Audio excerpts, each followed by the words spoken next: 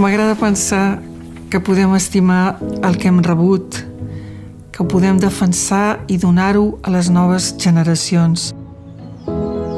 Hi ha qui creu que la terra és nostra, però no ho és. La terra és de la terra. La terra és un préstec que tenim momentani i tenim que tenir la responsabilitat profunda de saber que la tenim prestada. Sostenibilitat és cuidar-nos. El nostre cos és un tresor i nosaltres som els responsables de la nostra salut i la d'aquells que ens envolten. Cuidar la cultura d'un poble, per mi, és cuidar les seves arrels, fer-les créixer. Catalunya és una terra rica i generosa. Quan la vinya és feliç, automàticament el paisatge és feliç, és agradable, és profund, transmet un benestar.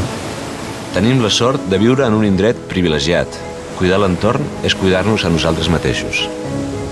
Formo part d'una sèrie de cantants que ens agrada la música popular i que d'alguna manera ens ha donat al poble una cosa meravellosa i nosaltres, entre totes aquestes veus, tornem el que la cultura popular ens ha donat.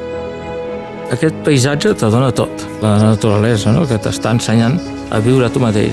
A partir de que et veus amb harmonia, tot és possible.